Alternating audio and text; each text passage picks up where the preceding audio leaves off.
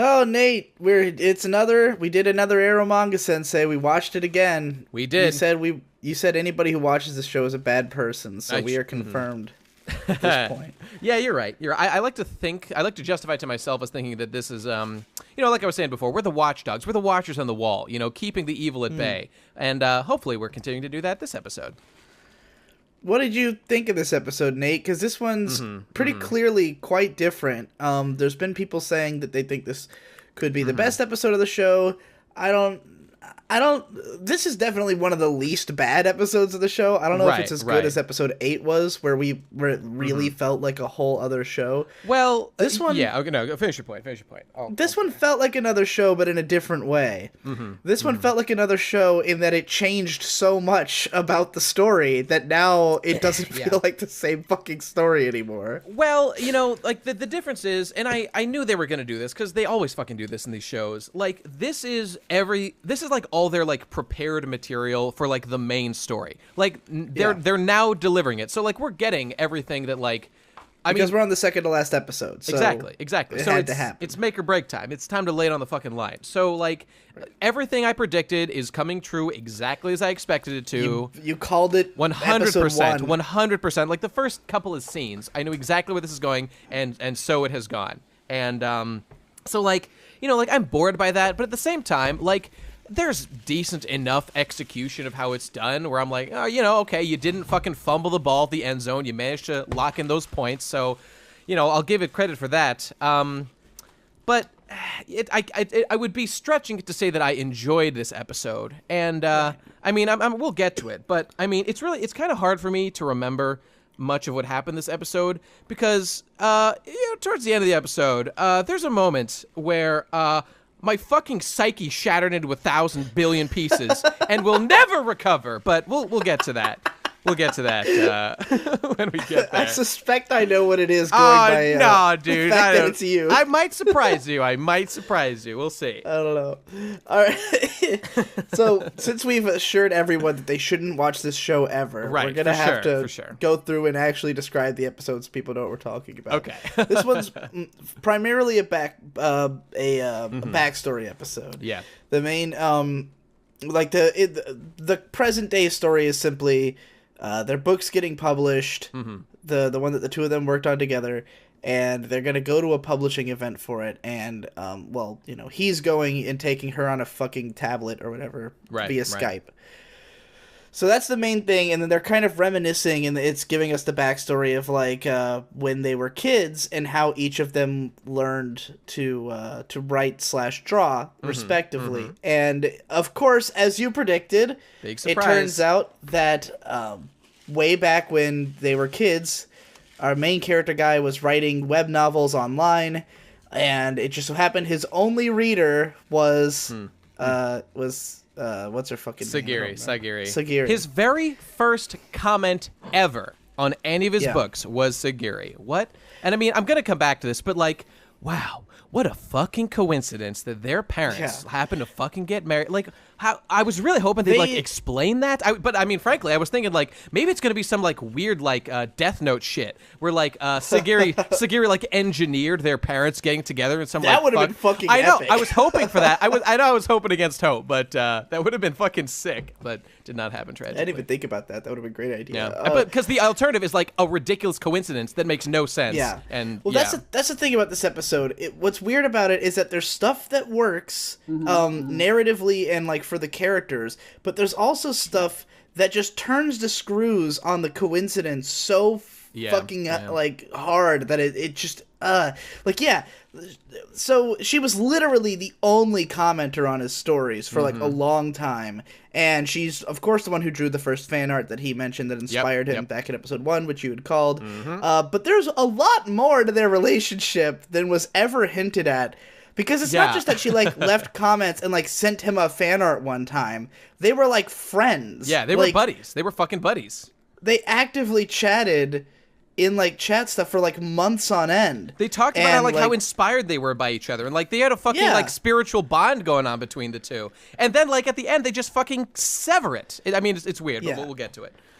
So, all right, to go through this episode in order, just because that's how my notes are. Yeah.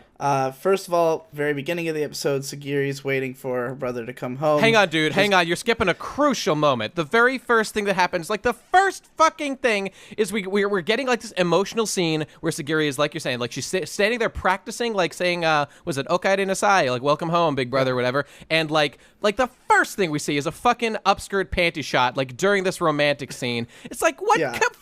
Fucking focus, god damn it. Because I was thinking to myself, wow, you know what, I'm actually rooting for her right now. This is like cute, like she's really trying, like even though she's a piece of shit, she's trying to not be a piece of shit right now. I like that. And then wham, they hit you with the fucking panty shot. It's not time for that Eromanga. This show doesn't understand that it cannot be time for a panty shot, but whatever. Well, this episode goes really ham on the fan service. Like the weird, lecherous, like just looking at them when they're doing nothing fan service. Dude, that shot during the flashback of like the up the shirt mom shot when she's drawing and like what, that was next level shit, dude. That was which I was impressed actually.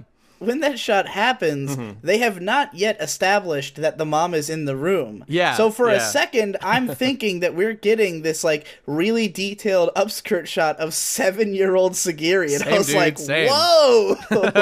I don't know why she'd be wearing a bra and panties at 7, but you know, she wants to look good. Not to say that they didn't sexualize young Sagiri plenty. Yeah. Like this 7-year-old girl was exclusively wearing like stuff that, you know, shows as much chest as humanly possible. Of course. You know. But anyway, the note I had was that at the beginning she has her hair tied up. It's kind of cute. She's got a little bow thing going on. And then he comes in and he puts this sun hat on her, and with her hair tied up and the sun hat, she kind of looks like a Pokemon trainer. Yeah. Like a customizable, like how I would customize my Pokemon trainer. And that made me start imagining like a much better show, which is which is called Pokemon. Hey, it's finally time for the long-awaited follow-up, Summer Fashions Pokemon Style of 2017 now. I actually had made like a summer fashion at the time. Really? But now would be the time to film it. That's true. But yeah, like, yeah, she kind of, I guess the reason I'm thinking that is that she kind of looks like Lily. That's her name, right? Towards the end of the game. That's right. When she's wearing the hat and the she has white her hair. Well, I guess she's blonde, but whatever. Light hair. Yeah, I'd much rather be watching Pokemon Sun and Moon. That show is excellent, unlike this show, which I have not seen because I don't believe you, but also do. I don't know. It's Pokemon. I mean, it's I'm turning my frying pan into a drying pan. I hear you loud and clear, dude. 10 out of 10. Okay, let's move on with this shit. What the fuck's going on? That's right, okay. Yeah, go on. No, you go ahead. Okay, I was just gonna say that like the opening scene, you know, I just want to read it. So like Sagiri like chickens out, saying like "Welcome home" to Big Brother, and she like runs away, and then he has to like come up to her door and knock. I do like the moments when the show is like. It is hinting, you know, it's showing the way that Sagiri, like, she's, like, upset that she misses things, and I just, whenever it does that, it's like, it's good, you know, show her suffering, because it is suffering to live the lifestyle, and, I don't know, just giving credit where it's due, I guess. Well, here's the thing, here's what, like, really fucked with my head throughout this episode, and it's all in the directing.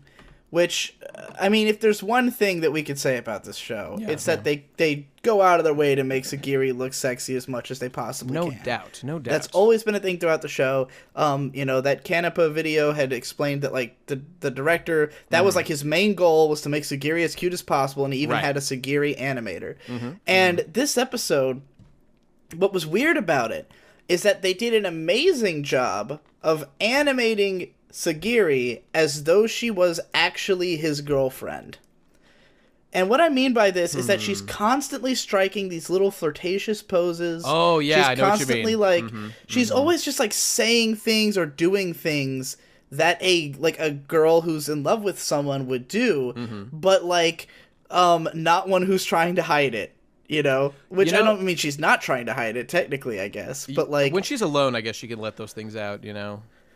Even when she's with them, that like the part where she like slowly unzips her hoodie to show off the bathing suit, And then she's like, oh, but I'll show you the rest later. And then even after she zips it up, she strikes this really like sexy pose. And I don't know, that felt like stuff I've seen from a girlfriend before. Oh, I was dude. just like, okay, I'm with you. About that zip-up shot, I just want to give a shout-out to, in my opinion, the best voice acting in this entire show so far. When she zips back up, and she's like, no, you can't look till later, the yell of despair from his voice, as he's like, ah! As he can't look upon this young girl's her sexy-ass bod. I felt that in my bones. He wants to see that shit. I like that. I legitimately like that moment. They're really selling his pedophilia or whatever. Good. They committed. Yeah, well, I have written down like that this episode was just lewd for me because I was watching it and constantly feeling like, man, she's acting like she is fucking him. Like just the way her mannerisms and everything, she's just going so far out of her way to like look sexy for him. She was way more playful than normal, Yeah. Like, she's always, the whole episode, the things she says and does.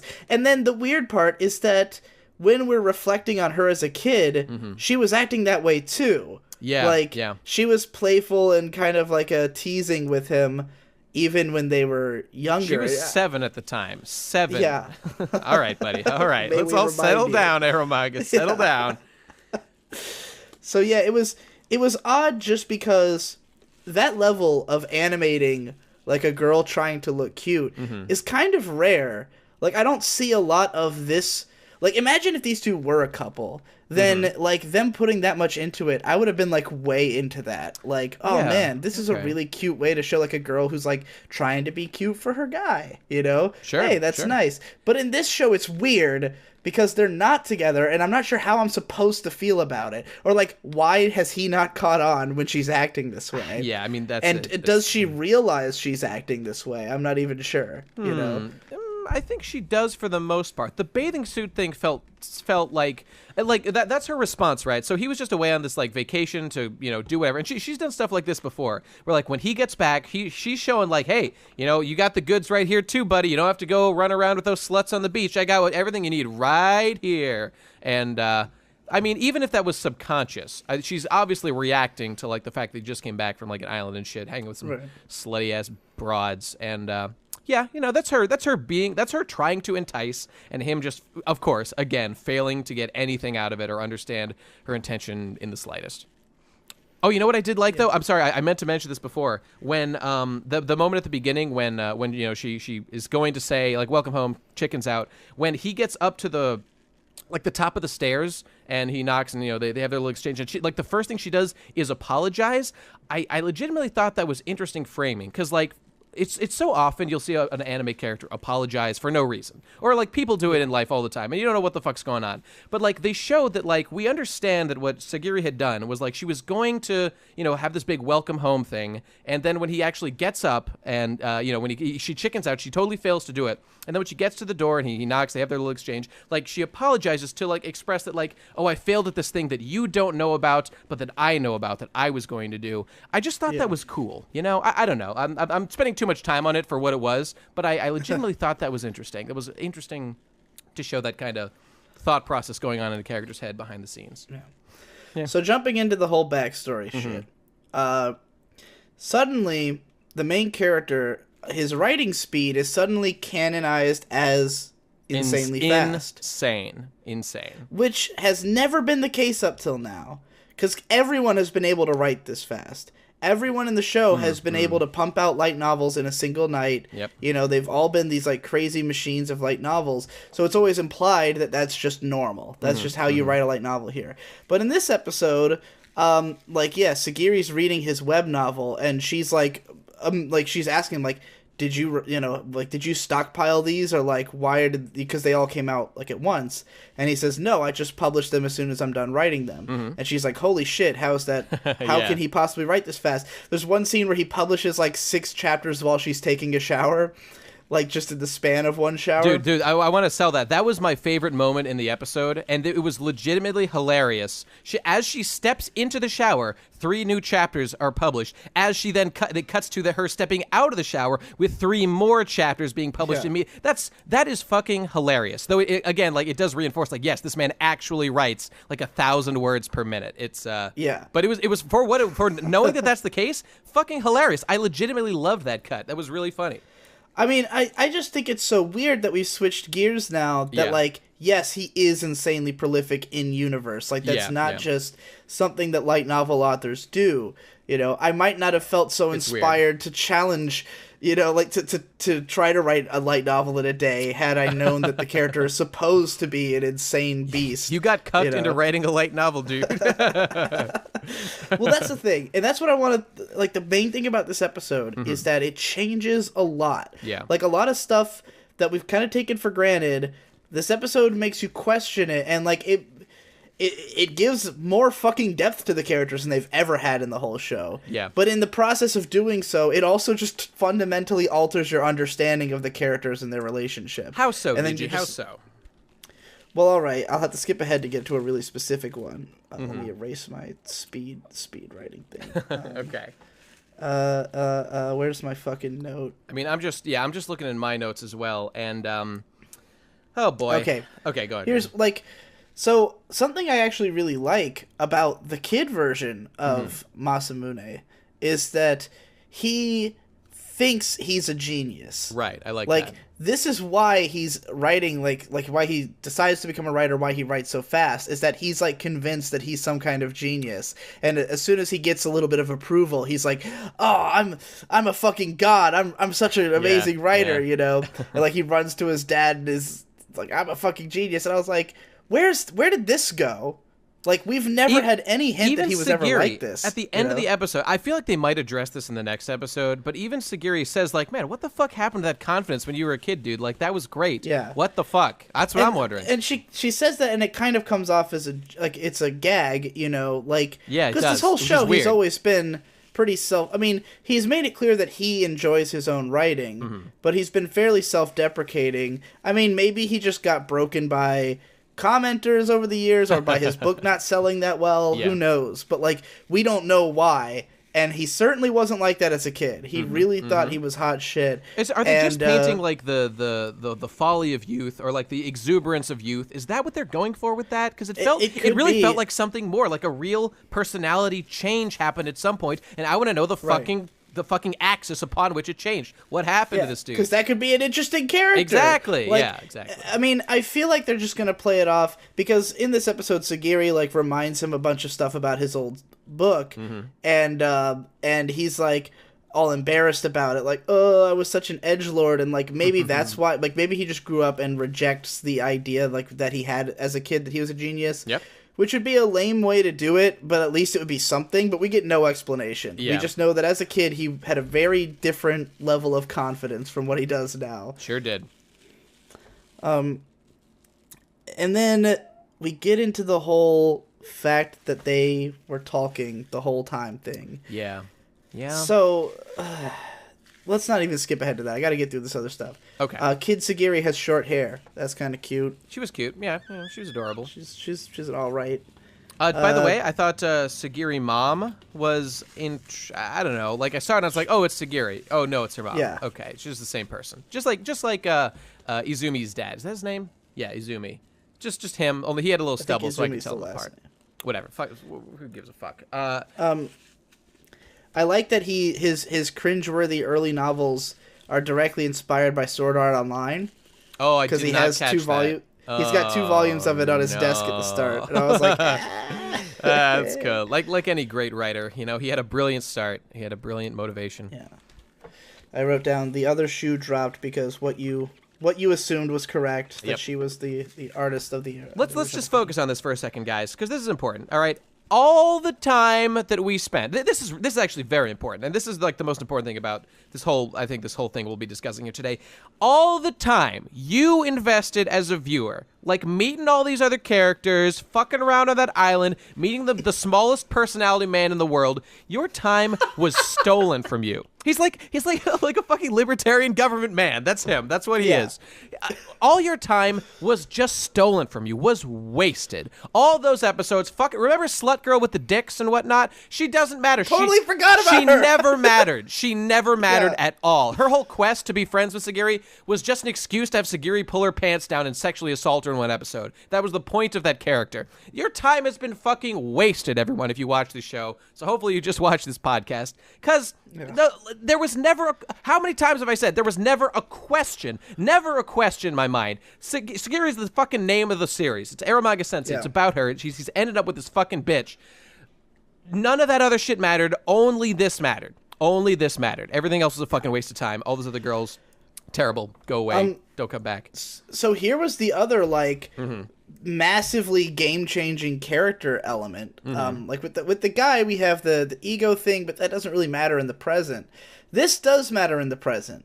That Sagiri was always a hikikomori, or at least had hiki tendencies. Yeah, right. So it turns out that before, because her parents had gotten divorced, when she was a fucking little kid, and at that time, she started skipping school. And I don't know why the fuck her mom let her do that. I was going to say, I wanted to bring this up because her mom is a fucking scumbag piece of shit if she just lets her daughter whatever, man, fuck it. Just stay home. Just, flit your life away on whatever fucking bullshit you feel like doing. You have to be a responsible adult, you piece of shit. I'm glad you're dead. Well, that's the weird thing is that she, she would ask her to, go to school. She'd be like, hey. Weak piece of shit. Maybe want to go to school? And then she'd be like, no. And she's like, well. I tried. I did my best. All I could think was, that's why your husband left you stupid piece of shit, because you have no commitment. You don't know how to stick to a fucking plan. You're just a stinky neat. That's what you are. You don't deserve your daughter. It should have been taken away from you and given to your husband, who's obviously a better person. I can tell because you're gross. There. Yeah. I said it. and I mean, where are child services? Haven't the school come to the house to say something? We've seen that in high school, her class president comes to fucking figure out what the hell's going on with her. Yeah. Where were they in middle school? Well, elementary. I mean, as I understand from my favorite manga, my favorite anime, Erased. Schools don't give a fuck about their kids at all. They're just like, whatever. Parents fucking abuse them. Don't give a fuck. If they don't come, whatever. We're getting the tax money, all the same, or the tuition money. So I didn't even know guess you watched Erased. I did not. I've just heard that discussion. I watched 3 episodes or something. Shitty show. Bam! Yeah, coming back with the Erased fire. Sucks. Okay, there you go. Suck on that. What the fuck were we talking about? Thank God that meme's not dead. Yeah, no, never die. Well, anyway, yeah, she's always had hiki tendencies, right. So it's not just that she has been emotionally wrecked by her parents. Because this was something that's been bothering me about her character the whole fucking show, is that in the early episodes, because in episode 1, it's first suggested that she's in her room because their parents died and she was depressed about it. But then at some point, she's just kind of glibly states, oh, I just felt like I'd lose if I stopped now. No, that's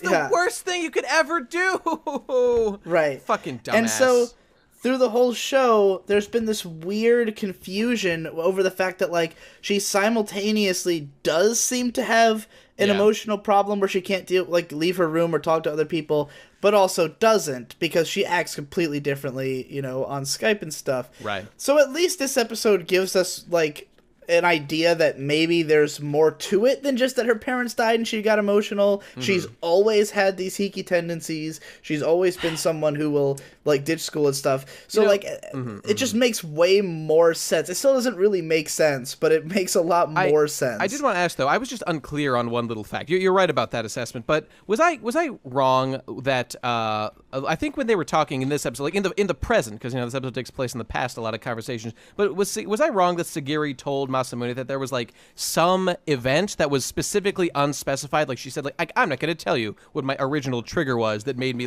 do. Well, I thought it was that her parents divorced. I thought that was I thought there was another one. Well, it doesn't matter though. It doesn't fucking matter. Your reading is all the time we need to spend on that shit. Yeah. So we find out her mom was the original Eromanga sensei. Oh my God! Is that what it was? Was she actually her? They didn't actually say that, but Oh, okay. I thought I'm you meant just like she saying took that- up the mantle, and I like missed that. Okay. No, I'm no. with you. I'm with you. I thought that was gonna happen. I Well, thought it makes was sense. gonna reveal that she had like She taken is her like name or a something. literal clone in every way, the same Yeah. person. So And same art style. So I was so pissed when I was like, okay, that's just the exact same art style. This is like that doesn't happen. That's not real. But whatever. Who gives a fuck? So yeah, the mom was also an Eromanga artist. That's why she draws in that style. Lol, I guess. little girl says, but that girl isn't hot enough that it makes me want to lick her panties. Oh, is this a 10 out of 10 show yet? How many more times do we have to say lines like this for you to fucking upvote us on Reddit, guys? Yeah. Shut up, show. Shut up. I'm so not good. So I'm guessing Masamune never knew that about his stepmother of like 3 days or Yeah, however like long it fucking took 3 before he days or some died. shit. Because otherwise it would have made it pretty fucking obvious that that her daughter was Eromanga. True. Incidentally, I did want to ask though, why the fuck did this woman marry his dad? How the fuck did they meet and like get married? This is not addressed hell at all, knows? but I find it very hard to believe that a stinky neat like her mom would ever manage to finagle what seems to be a competent man like Dad Samune. No.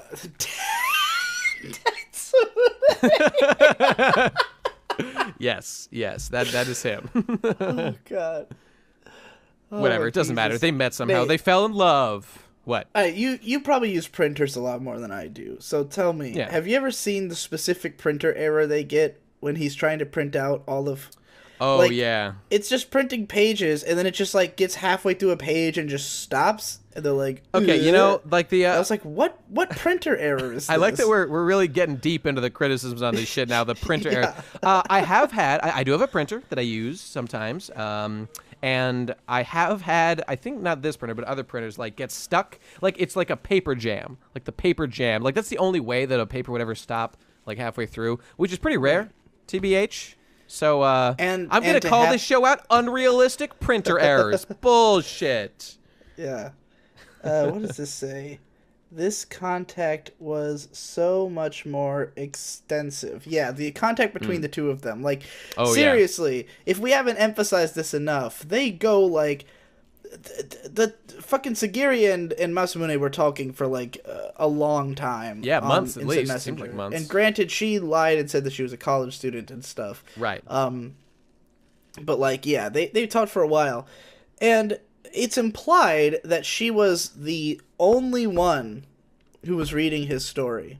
Like, she at least says so. She's like, I'm the only one who cares about your story. And he's like, no, other people will read it. But, like, in the beginning, she was, like, his first comment. She was the first one to draw a picture. Now, here we get to the end of the episode. This is where everything starts breaking for me. Because this episode, again... While I don't think it's the strongest episode of the show, episode 8 was better directed and paced and everything. Yep. And it was like an actually like kind of good show. This one was just interesting in that it gave the character so much more fucking depth that it will never do anything with. It just reminded me of what we've been lacking this whole time. That's really what I was feeling watching this episode. It just was like, why didn't we know these things before? Yeah, Why have we taken 11 episodes to find out stuff that would have made these characters a lot more endearing or interesting? Yeah, you know? Yeah. And we knew instantly, so...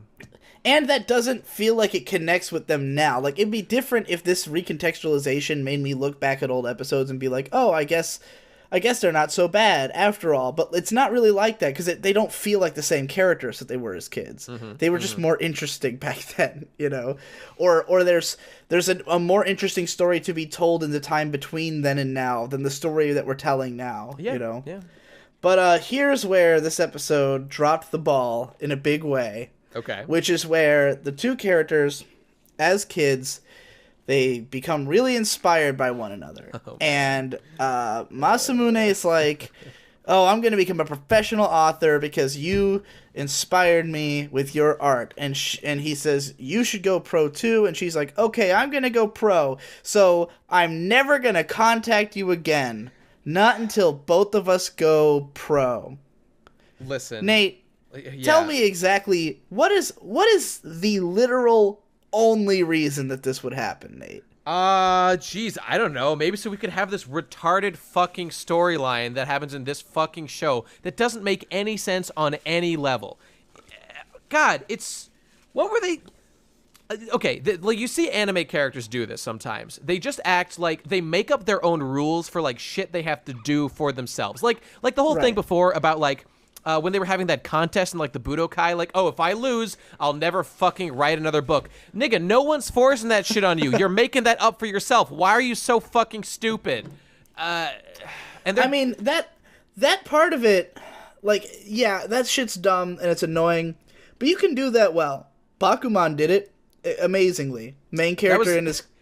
That was consistently my least favorite part of Bakuman, incidentally. But I mean, I was on board. Like he was committed, and they would talk. At least they were like basically human beings. Well, that's the thing is that the story would put them in situations where they had to break the arrangement because it's just not realistic that they were never gonna talk for 10 fucking years. But, like... Can we talk about how people... I mean, if you don't talk to someone for 10 years, they're basically not even real anymore. And don't listen to fucking Bakuman. Bakuman is the worst... That's the worst thing. Don't fucking do it, anybody. Bakuman is retarded. It's shit. It's a 0 out of 10. But the point of it... Everything else The point of it is to be this narrative carrot on a stick that we're chasing throughout the story. That we understand that these characters... They're gonna get what they want if they can achieve this goal, you know? That's right. And Eromanga continually tries to set things up in the same way, but it always does it in this bizarre ass-backwards manner. And in this case, like, the reason for this to have happened, like, we didn't establish this at any point before. If we had known this about the characters going in, then we would appreciate this dramatic irony over the course of the story that, like, oh, they don't realize that they're the ones who inspired each other. And then, you know, when they finally get back in contact again, it'll be like, oh my god, it was you all along, you know? Because, like, it's only through genre savviness that I, you know, knew everything that was going to happen from the first moment of the show. So, like, yeah, it was, like, a sort of mystery. And, like, to most people, things are being revealed here that they wouldn't have expected. Yeah. But the thing is that by revealing this now, where we already know... like, that these two were those two. We already know everything. There's no big reveal here of, like, something we didn't see coming. Right. So all you see in it is, oh, this is a fucking excuse so that they wouldn't have talked to each other for the last 5 years. Because if they had been talking to each other since then, it would have been painfully obvious who they were. You know? Yeah. Like, if Masamune had met her and they had still been in contact, then they would have been... talking online, and they would have found out about each other like instantly. By the way, fucking Sagiri, like the only one in the dark here is Masamune. Sagiri knows everything. She knows exactly who this dude is. Like, so like, oh, first of all, like, why don't you fucking say something, you stupid bitch? But putting that aside, like, what the fuck is she thinking when like her mom marries a dude and like it's this guy? What's going through her fucking noggin when this dude walks through the door and it's fucking him? I mean, did she know when she like first saw him? I'm unclear about that. I don't know if she knows it's him. When did she figure it out? Because she obviously knew from the start of the show. Weird shit, Did dude. she? Did she know from the... I guess on. she... When did they find out? Yeah, I guess she must have known he was writing the book. All right, here's where this goes beyond the impossible for me, Nate. Okay. I'm ready. Because I think it was implied at the end there that he has not yet realized that she's the same girl. Yeah, yep. Well, there was even like some after weird this. hints. There were like some weird subtle things, like they do the fist bump that was referenced when they were kids when they like made the agreement. But it's really not clear, and I do not believe this man is intelligent enough to make the connection. Because at the end, she's about to like I think what she was about to say is she was about to reveal it to him, but then he gets distracted by the special surprise that we'll talk about. At the end of the episode. So I think she was about to say, like, by the way, I'm that person. And I was like, how at this point could he feasibly not know that? The vacant look on his face is so good. It's so wonderful for this fucking shit. But yeah, go on. Because in this episode, she quotes him a bunch of stuff from his old story. Yeah. And he says, oh my god, you were reading that too? And I'm like, you only had one reader. You had one reader who drew you fan art, who talked to you in the chat, and you're not putting two and two together that maybe, just maybe, it's this girl who you know read your book and who draws for your books. And I mean, I can't even. I mean, maybe he's with me, and he's just like, the odds of that are so astronomical that my fucking dad would fall in love with her mom and they'd fucking marry. There's no way it's the same person. I don't know, dude. It's just such a baffling choice. I mean, it's not baffling. They're just shit. They're just shit writers. Don't know what the fuck they're doing. Set up like the most hackneyed twists. It's not a twist. I knew it all from the start. It's garbage. It's shit. If it had been that he had, like, you know, a bunch of readers at the time and she was just the one who sent him fan art, but, like, she accuses him at that point of, like, I'm the only one who reads your stories. Like, I mean, it could just be a joke. I think she was exaggerating a little bit, because they was talking about how he was gaining readers. It just seems so unlikely that out of such a small pool of candidates for who could be the fucking person who sent in that fan art, and that she fits every single box of who it could have been. And they're talking about it. They're, like, discussing this whole period of their lives. You know what really frustrates me about it? It's the fact that, like, okay, dude, given this situation, you know what a human being would do? A human being would say, okay, some evidence is mounting. Maybe I'll ask a fucking question of this person that I live with and talk to every day of my... Just say, dude, I know this is going to sound crazy. Are you that fucking dude who I fucking talked to and was best friends with? And she's like, dude, totally, that was all me. And they're like, whoa, sick, bro. Just ask the question. Like, there's no rules against asking questions. It's like an anime, or in some shitty anime. There's like a rule that you can't do anything until you're 100% sure of exactly what it is you're fucking thinking or whatever. It's like, it's another one of these fucking rules they're making for themselves. Oh, I can't fucking ask. That would there is literally no reason why I can't ask, but I can't ask. What the fuck? And like, the way she's talking in the conversation is as though like she's talking with full awareness that she's that person, and she's not trying to hide it. No, not at all. She's super talking, blatant about it too. It's fucking bizarre. She even says, like, oh, what happened to that confidence you used to have? And and that doesn't trigger him to go, hey, come to think of it, who would have known I had confidence back then? That's when, like, the vacant expression starts. I think every time he's about to have, like, a realization or character development, instead he has a little stroke, and he just, like, loses it for, like, a good 30 seconds there. Yeah, it's, this man's damaged. Like the Joker, my favorite anime character. Fucking damn. So yeah, someone draw that. This guy damaged. They really dropped the ball at the end of this episode. Yeah. And then at the very like he goes to the place, and she's like halfway down the stairs. Yeah. And she's trying. And he's like, she's trying. "Oh my God, you left you can come out of the room now." And she's like, "Oh, you know, this is the most I can do." And I'm like, "Wait a minute, she did this 2 or 3 times in the show already." Yeah, I don't know why he's so She surprised came downstairs to yell at Muramasa like 4 episodes ago. This was totally what the flaccid. hell? This was totally flaccid. We've seen this before. She should be like outside or something. Like, this is a big moment, and they fucked it up because she's done this before. It's as they've done several times, like in episode 4, where she just steps out of the bedroom, and like we were like, we know she goes out of the bedroom. Yeah, what are you doing? That's right. She meets him at the door every time. Like, her crossing that threshold is not impressive. Yep. Yeah, they haven't built it up correctly, and like, yeah, we've seen her at that exact spot on the stairs before. You know, like maybe a couple steps down from where she was. Dude, like, I'm telling you, whatever, this should have been the moment. Like, this is episode 11, all right? It's time to stop fucking around. She should have been, he's walking home, he's thinking about, oh, what a fun time I had with my sister. He comes over the hill, he's looking at the entrance to his door. What the fuck does he see? But at the entrance, it's her, like, just struggling. She's like shaking. She's like, yeah, I'm fucking standing outside the door. And he's gonna be like, holy shit, she's like outside. This is huge. That would have been a big emotional impact, but they fucked it up. Fucking idiots. Maybe next episode we'll get that. It's got to happen sometime, right? I'll give them, though, that at least they did the opening and closing right, where at the very beginning she's struggling to say welcome home, and at the very end she manages to say welcome home. At least they know basic structure. Dude, Nate, there's one... Wait. Before, I gotta make a joke. I really liked when she said welcome home, and you heard that. We could have been on our but you love it now get in the ground. Yeah, it was good. I like that cameo of Claudio in this episode. Okay. Go on, dude. I have no idea how off the sync is going to be. It's going to be a nightmare for sure. So, Nate, tell me about what happened to you at the end of this episode. All right, team.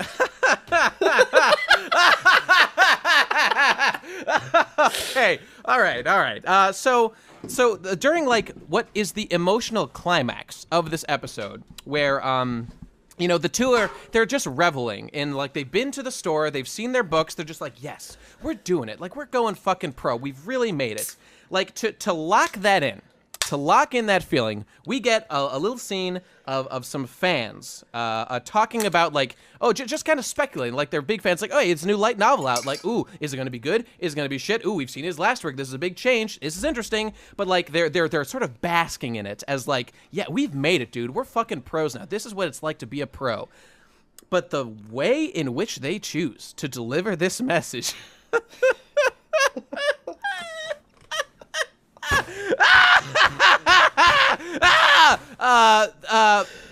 So up the escalator. Let's stop fucking around here. It's the whole crew. It's the whole Ore-imo fucking crew. Just comes up the escalator and hits you like a fucking brick wall in the face. Oh my god.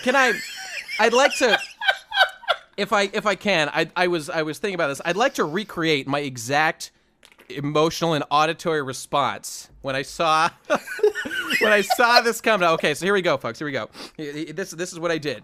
No!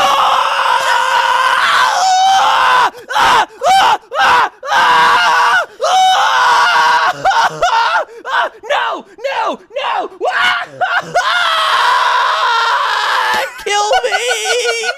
Let me die! All right, so Nate, yeah. Wait, you mean to tell me nobody spoiled this for you all the last 5 days? I had heard rumblings, but I just turned myself off, and by the time we got here, I totally had, like, blocked it out.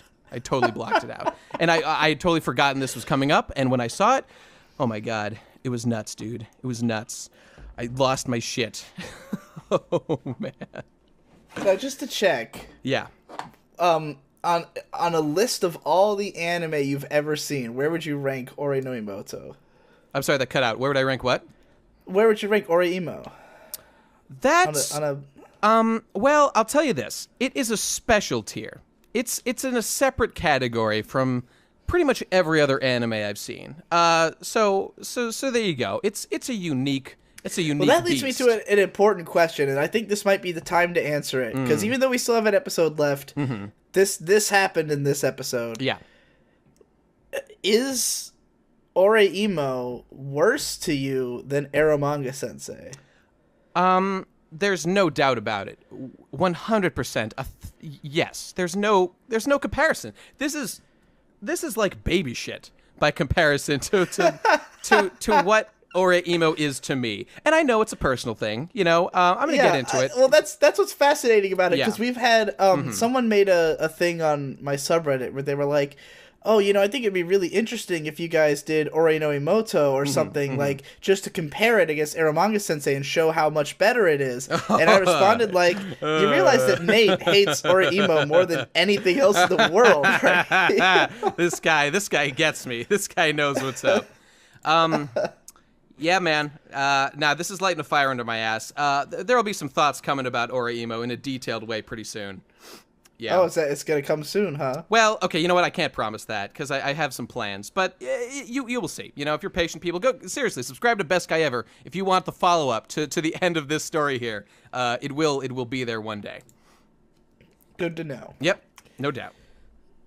So I did want to say, though, I did just to tangibly address, like, what they're doing there is, like, it's so this more than just showing the characters. What they're doing is like I said, this is like the big emotional climax where this is like the clincher, like, we have made it, we are pros, and we're washing it. Like, they choose to deliver this through, like, obviously, like, our favorite characters, our favorite, like, fans of anime. They choose the ones that they think will be, like, special and be like, whoa, like, these guys like what their work, this makes them, like, real dudes because we care about these characters. And not every character in Ore-imo is a bad character, but You know, it's just like aggrandizing and like celebrating Orihime. And incidentally, I'm very curious. There's no answer to this question, but I'm very curious. Like, at what point in time these characters from Orihime like exist? Like, which version, which episode number character are these? Are the Orihime characters? If it's after the end, all 4 of them are hanging out together. So there is no way. There's no way it's at the end of the show. It's impossible. But yeah, it's probably pretty early on. But